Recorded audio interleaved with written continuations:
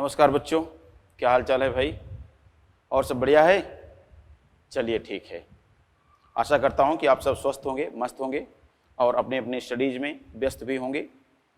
और आप देख ही रहे हैं, हम लोग नई ड्रेस में आ चुके हैं हम लोगों का, ठीक है ना? नई टी शर्ट आ गई है।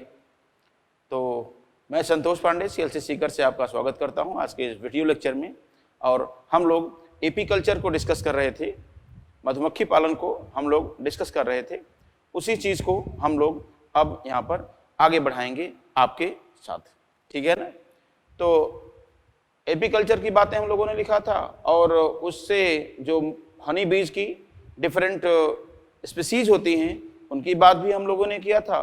और अब हम लोग देखेंगे मधुमक्खियों के उत्पाद, ठीक है? तो आप देखेंगे यहाँ पर हम देखेंगे मधुमक्खियों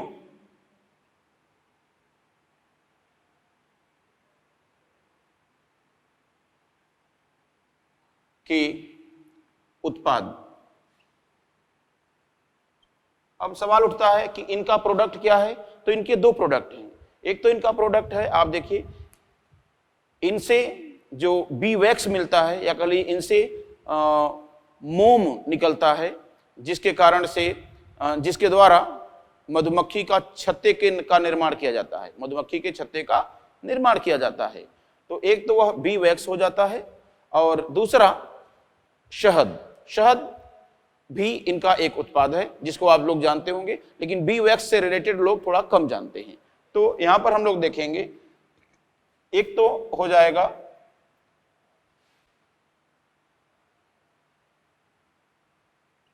मोम या बी वैक्स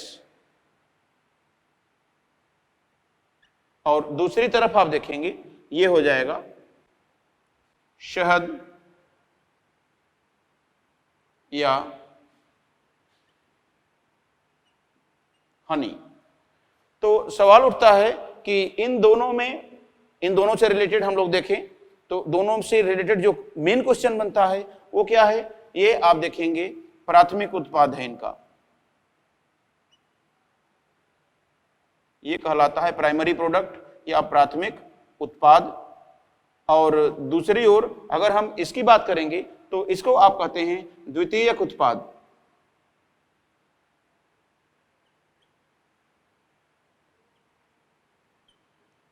यहां से क्वेश्चन बनता है कि कौन इसका प्राइमरी प्रोडक्ट है और कौन इसका सेकेंडरी प्रोडक्ट है, ठीक है?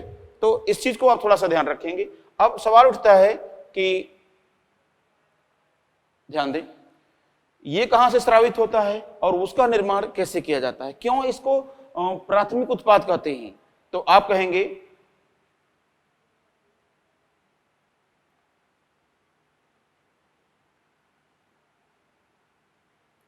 क्योंकि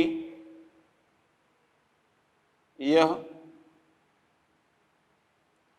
इनकी ग्रंथियों का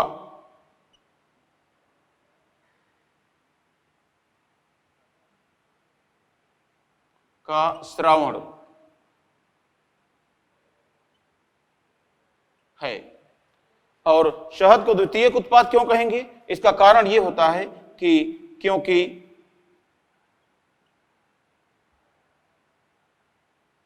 यह बाह्य पदार्थों से बनाया जाता है। थोड़ा स्पष्ट आपको और हो जाएगा, थोड़ा देर अभी वेट करेंगे कि देखेंगे कि इनका निर्माण कैसे होता है और उसका निर्माण कैसे होता है, तो आप समझ जाएंगे, ठीक है ना? तो यहां पर आप देखेंगे ये क्या है? इसके लिए आप कहेंगे कि श्रमिक मक्खियों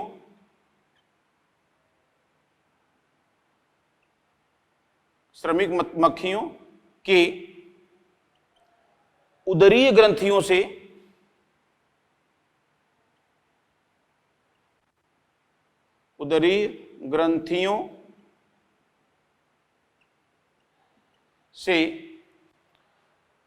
स्रावित होने वाले स्रावित प्रोपोलिस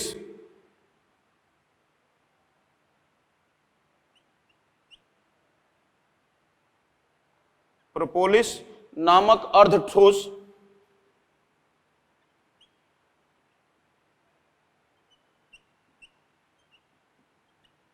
अर्धठोस पदार्थ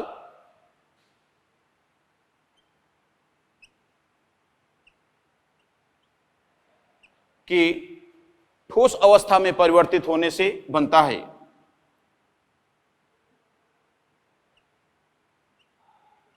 ठोस अवस्था में बदल जाने से या बदलने से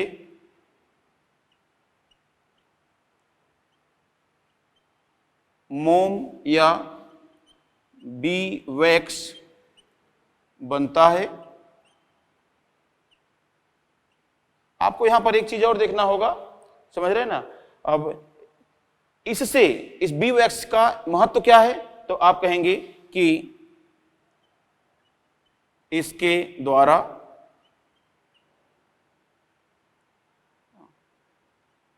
मधुमक्खियों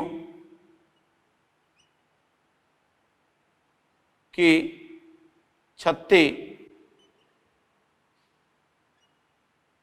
मधुमक्खियों के छत्ते के कोष्ठक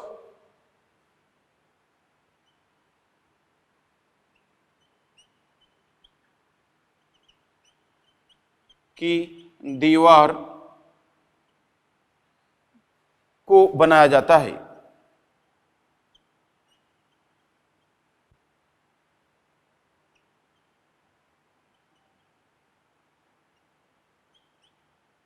ये कहानी आप यहां पर देख सकते हैं बच्चों। और यहां पर आपको ये देखना होगा, कुल मिलाकर हम कह सकते हैं कि मधुमक्खी के छत्ते का निर्माण बी वैक्स से या मोम से होता है, और इस मोम का निर्माण प्रोपोलिस नामक अर्धठोस पदार्थ के सॉलिडिफिकेशन से किया जाता है। अब सवाल उठता है कि वास्तव में इसका निर्माण को अगर हम लोग इन 4 लाइनों के बजाय एक लाइन में देखना चाहें तो क्या होगा। तो आप देखेंगे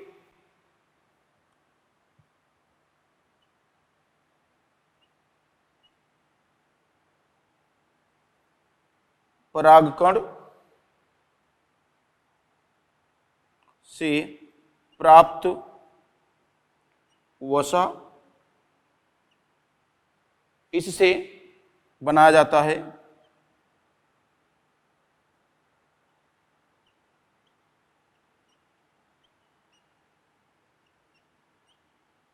बनता है कौन? प्रोपोलिस।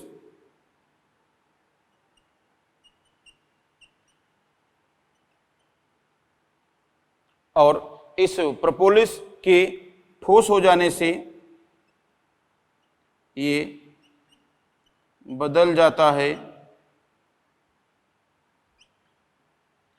ठीक है ना, किसमें? तो आप कहेंगे मोम या बी वैक्स में। अब आपसे सवाल उठता है कि मान लीजिए कि मधुमक्खी का छत्ता कहीं से डैमेज हो जाए, छत्ते की दीवारें अगर कहीं से डैमेज हो जाएं, क्षतिग्रस्त हो जाएं, तो उस क्षतिग्रस्त दीवारों के निर्माण के लिए मधुमक्खी क्या स्रावित करेगी? बी वैक्स का श्रावण करेगी या प्रोपोलिस को स्रावित करेगी? सोचिए। सही जवाब होगा प्रोपोलिस को स्रावित करेगी, जिससे कि वह ठोस होकर के बी वैक्स में कन्वर्ट होकर के मधुमक्खी के छत्ते की दीवार को रिपेयर करेगा। क्लियर है ना। तो इस तरह से बच्चों यहां पर आप देख सकते हैं इसका। अब सवाल उठता है कि इसका मानव के लिए क्या उपयोग है। तो आप देखेंगे मानव के लिए महत्व।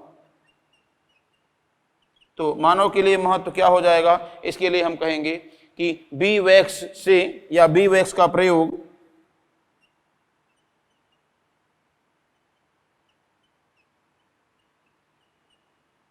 ध्यान दें, बी वैक्स का प्रयोग जरा सोचिए किसके निर्माण में किया जाएगा। तो आप कहेंगे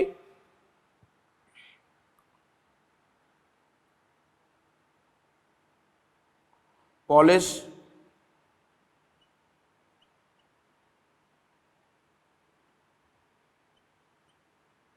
सौंदर्य प्रसाधनों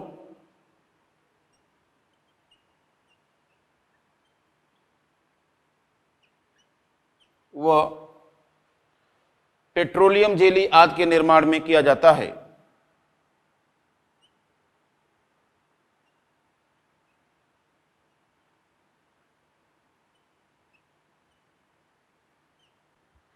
के निर्माण में होता है।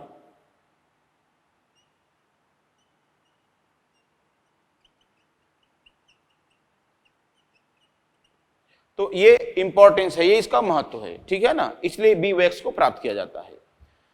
अब सवाल उठता है कि थोड़ी सी चर्चा हम लोगों को शहद की करनी चाहिए, क्योंकि यही तो आप जानते हैं कि यही मेन, अक्सर बच्चे जानते हैं ना, न पढ़ने वाले बच्चे जानते हैं कि मधुमक्खियों का मुख्य उत्पाद, मधुमक्खियों का प्राथमिक उत्पाद क्या होगा, शहद ही होगा, जो कि गलत है, ठीक है ना। सही क्या हो जाएगा, सही होगा प्राथमिक उत्पाद ये होगा, और ये द्वितीयक उत्पाद है इनका। क्लियर है। अब आइए देखते हैं कि इससे संबंधित हम लोग क्या बातें कर सकते हैं।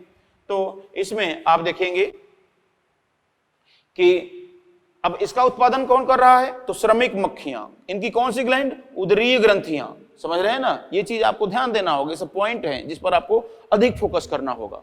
आइए अब इसके बाद में यहां पर देखें, तो यहां पर आप कहेंगे कि श्रमिक मक्खियों, या हम कहें कि सीधे सीधे ऐसे कह सकते हैं कि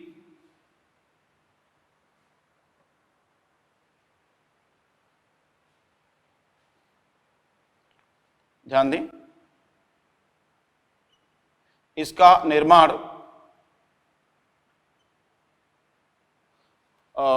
किसके द्वारा, श्रमिक मक्खियों के द्वारा, समझ रहे हैं ना। तो आप देखेंगे वर्कर बी द्वारा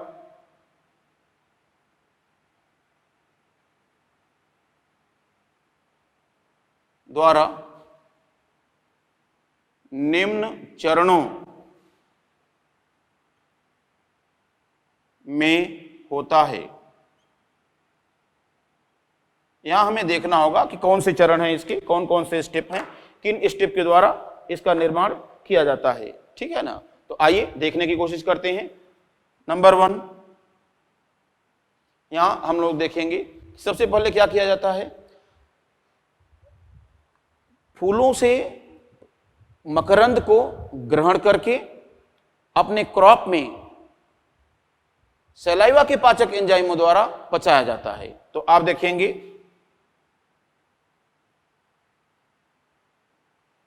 फूलों से मकरंद। अब सवाल उठता है कि मकरंद को इंग्लिश में क्या कहते हैं, तो आप देखिए नेक्टर को ग्रहण करके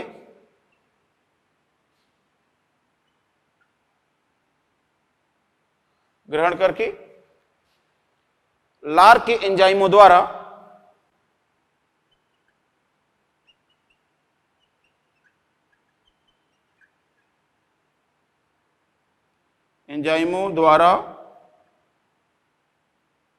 कहां पर, इनके क्रॉप में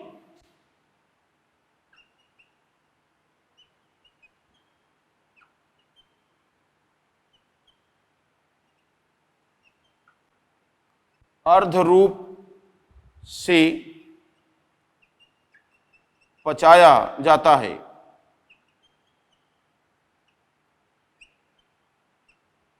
अर्ध रूप से पचाया जाता है। एक कहानी तो ये हो गई।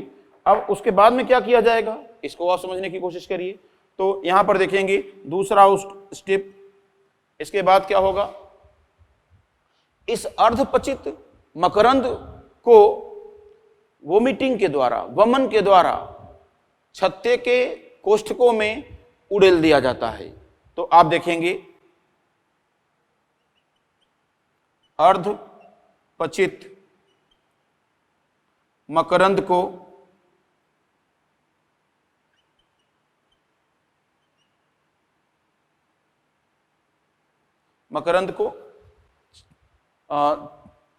छत्ते के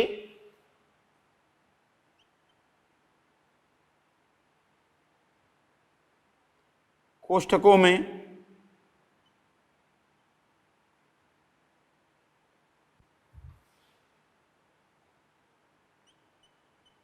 वोमिटिंग द्वारा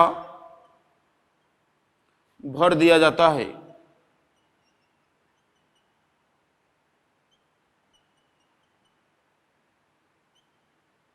भर दिया जाता है। अब सवाल उठता है कि इसके बाद क्या होगा, तो इसके बाद आप ध्यान दें,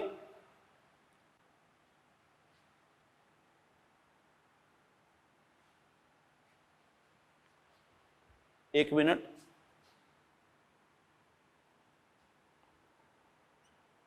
इसको ऐसे करेंगे, तरल शहद के रूप में भर दिया जाता है।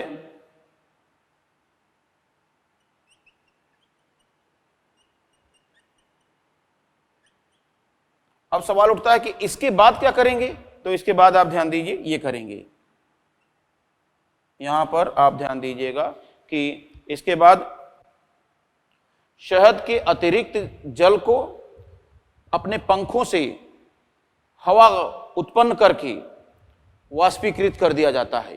तो आप कहेंगे शहद के अतिरिक्त जल को वाष्पीकृत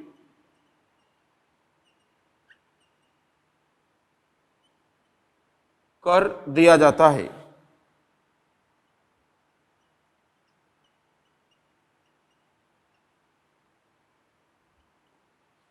ये कहानी हो जाएगी, इस तरह से आप देख पाएंगे इन चीजों को, समझ रहे हैं ना।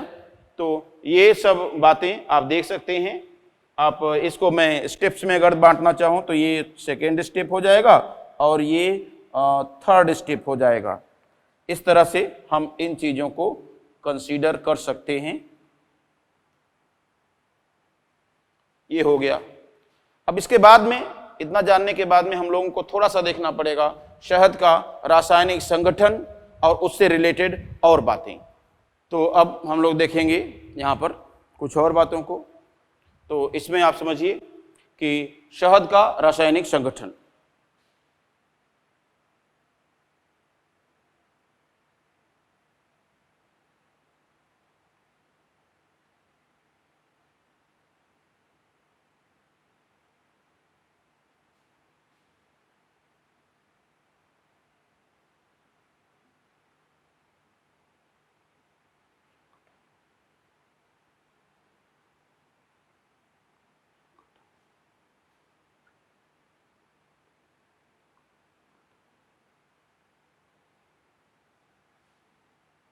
तो देखेंगे क्या होता है। तो सिंपली आप कहेंगे इसमें जो सबसे अधिक मात्रा में पाया जाता है वो होती है फ्रक्टोज शुगर। तो आप देखिए, फ्रक्टोज की बात करेंगे तो ये होता है 40 to 45%। साथ में इसके बाद सेकेंड जो हाईएस्ट कंटेंट होता है वो होता है ग्लूकोज, और ये ग्लूकोज की मात्रा जो होती है 32 से 37% ये हो जाएगी, समझ रहे हैं ना। फिर इसके बाद में आप देखेंगे आगे तीसरे नंबर पर होता है वाटर, ये होता है 17 to 20%। और यहाँ पर आप देखेंगे एक और सब्सटेंस सुक्रोज, देखिए ये सब तो मोनोसेकेराइड है, फ्रक्टोज है, ग्लूकोज है, समझ रहे हैं ना। और इसके बाद में आप देखेंगे ये सुक्रोज है तो ये डाइसेकेराइड है। तो डाइसेकेराइड है इसीलिए आप समझ लीजिए कि इसको कंसीडर किया जाता है, समझ रहे हैं ना, अर्धपचित पदार्थ। शहद को इसीलिए सेमी डाइजेस्टेड सब्सटेंस माना जाता है। और ये हो जाएगा अप्रॉक्स 12% के आसपास। और फिर इसके बाद में आप देखेंगे पिगमेंट्स वगैरह,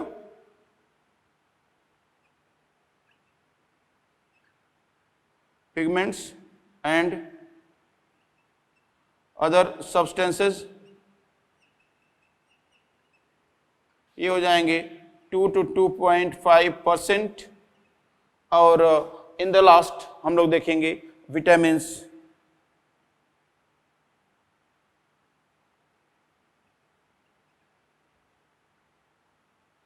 इन स्मॉल अमाउंट। कौन?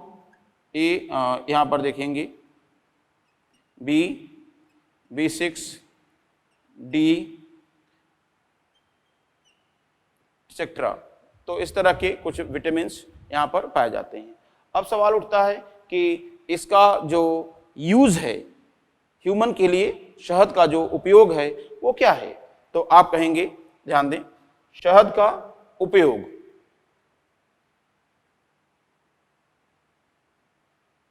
हम लोगों को बात करना होगा शहद का उपयोग।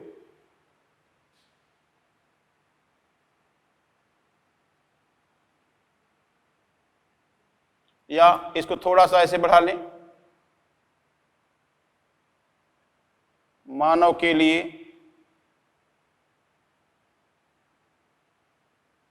शहद का उपयोग। तो मानव के लिए शहद का उपयोग क्या होगा, अगर इस पर हम चर्चा करें तो हम कह सकते हैं कि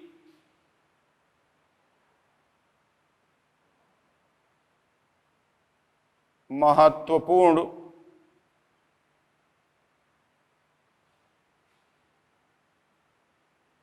पोषकीय पदार्थ है।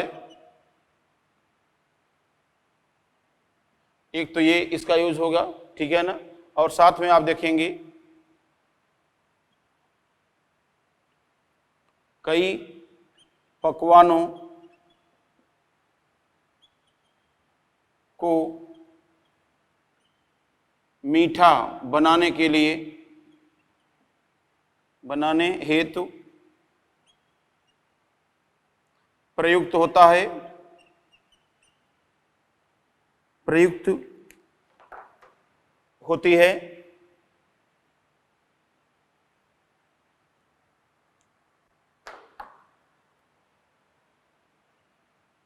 इस तरह से। और तीसरी कंडीशन यहां पर आप देखेंगे,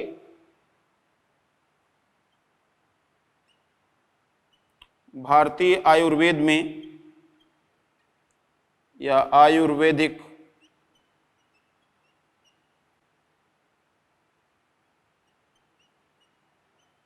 चिकित्सा पद्धति में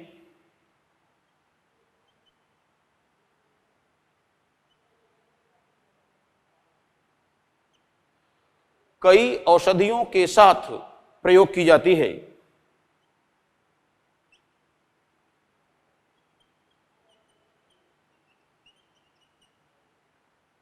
कई औषधियों के साथ प्रयोग की जाती है।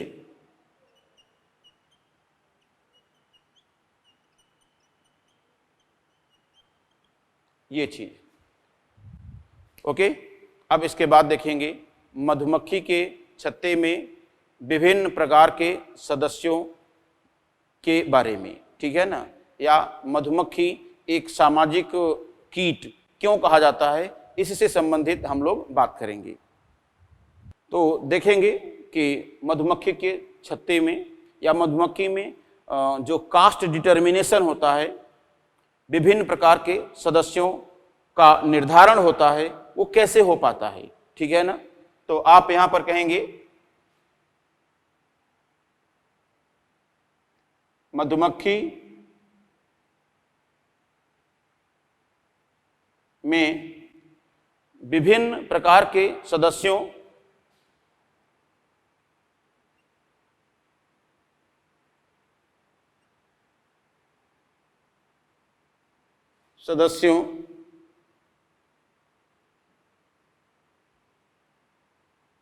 का निर्धारण।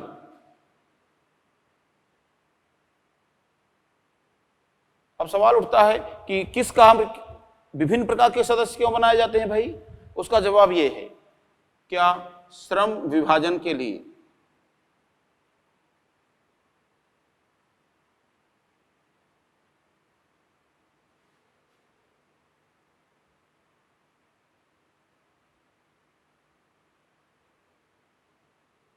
श्रम विभाजन के लिए, समझ रहे हैं ना।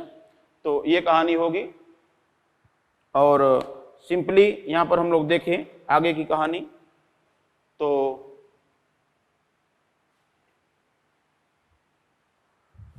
सवाल उठता है कि कैसे। तो यहां पर आप देखेंगे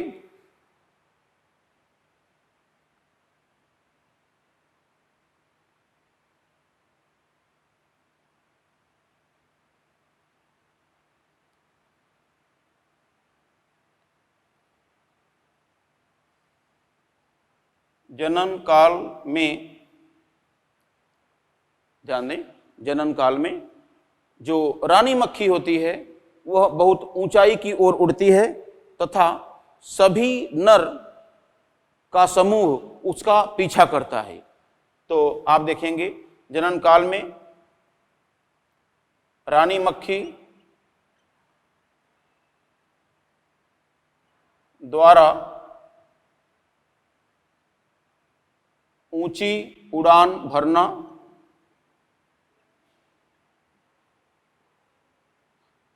तथा नर मक्खियों का समूह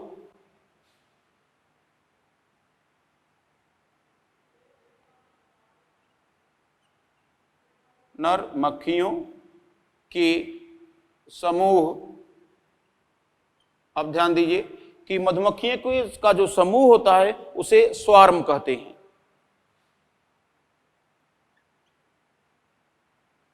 स्वार्म द्वारा रानी मक्खी का पीछा किया जाना।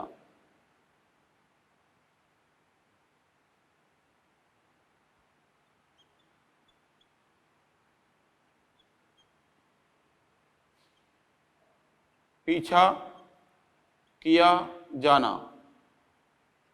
ये कहानी हो जाती है। अब इसके बाद में क्या होगा? इसके बाद में होता यह है कि रानी मक्खी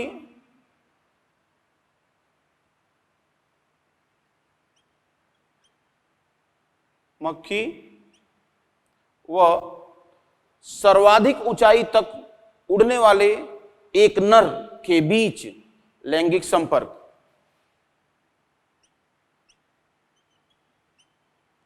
सर्वाधिक ऊंचाई तक, जो नर सबसे लास्ट तक पहुंचेगा हाइट तक, बाकी नर पिछड़ते जाते हैं, गिरते जाते हैं नीचे, एक नर लास्ट तक पहुंचता है रानी मक्खी के साथ, ठीक है ना। तो सर्वाधिक ऊंचाई तक पहुंचने वाले नर के बीच लैंगिक संपर्क,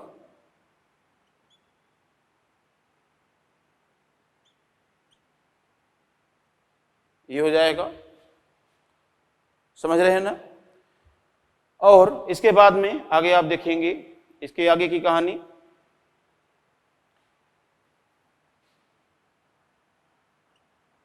रानी मक्खी द्वारा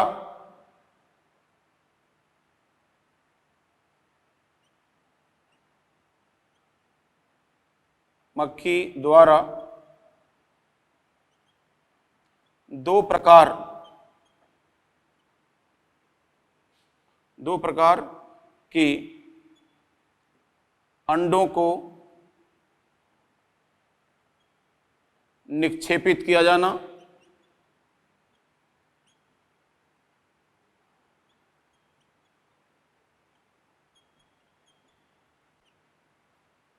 समझ रहे हैं ना। कहां पर?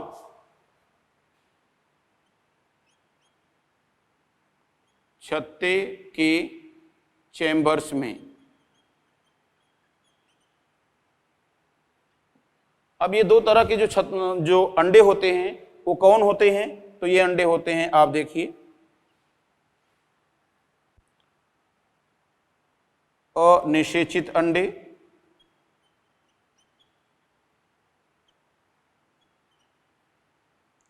अब सवाल उठता है कि अनिषेचित अंडे जो होंगे ये कैसे होंगे? हैप्लॉइड होंगे। कैसे होंगे जी? हैप्लॉइड होंगे। और इनमें कितने? 16 क्रोमोसोम्स होंगे।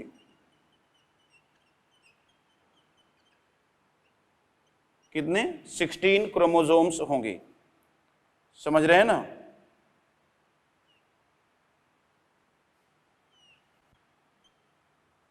इस तरह से आप देख पाएंगे। इसके बाद की कहानी आगे हम लोग देखते हैं कि आगे क्या होगा। तो यहां पर दूसरी तरफ होते हैं निषेचित अंडे।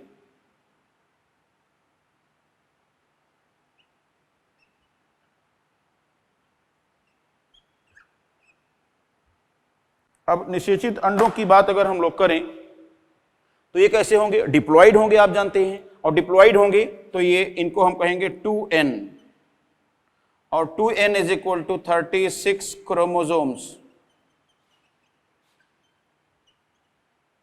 इस तरह से 36 क्रोमोसोम्स इनमें पाए जाएंगे। तो ये जो होते हैं, ये आप देखिए,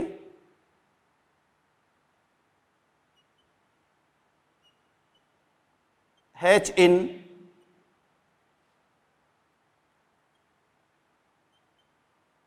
मेल लार्वी, किसमें? मेल लार्वी में ये विकसित होंगे, और ये आप देखेंगे ये डेवलप इन मेल्स, नर में डेवलप होंगे। और ध्यान दें, इस जो प्रक्रिया है यहां से लेकर के यहां तक, इसको कहा जाएगा बच्चों parthenogenesis.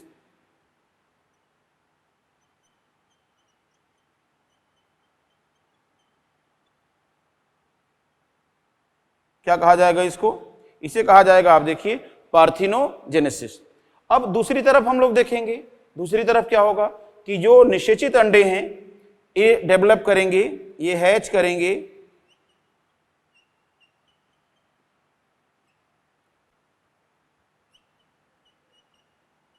Female larvae, female larvae में ये विकसित होंगे। और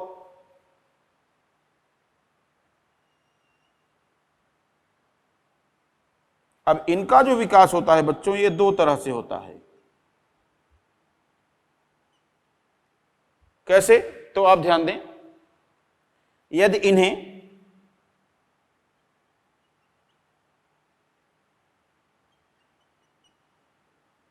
इनको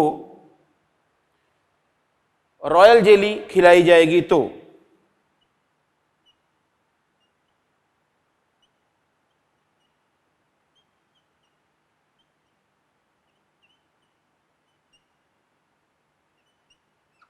खिलाया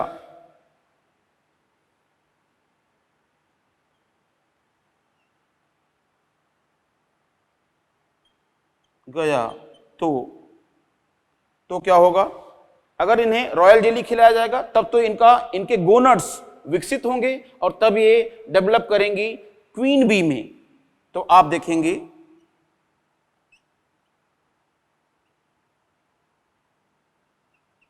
क्वीन का विकास।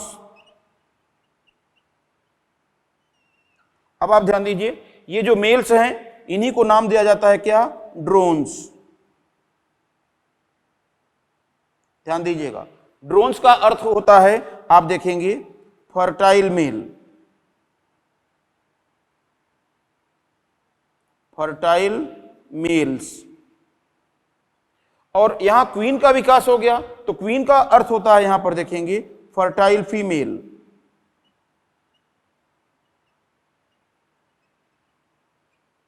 इस तरह से। लेकिन यदि इनको ऐसा भोजन न मिला, ऐसा पोषण इनको न मिला और इन्हें पोषित किया गया एक दूसरे पदार्थ से जिसे कहा जाता है बी ब्रेड। क्या? B bread. तो आप कहेंगे यदि इनको बी ब्रेड, अब आप कहेंगे सर बी ब्रेड क्या होता है? तो आप कहेंगे शहद प्लस परागकण।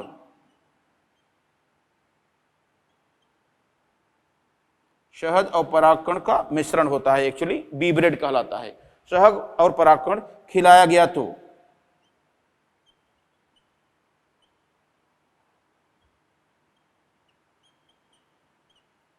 हाँ जी, देखिए, अगर ऐसा किया गया इनके साथ तो बच्चों क्या होगा? ये किसमें विकसित करेंगे? तो ये चीज आपको देखना होगा।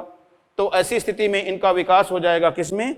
वर्कर्स में या श्रमिक जो होती हैं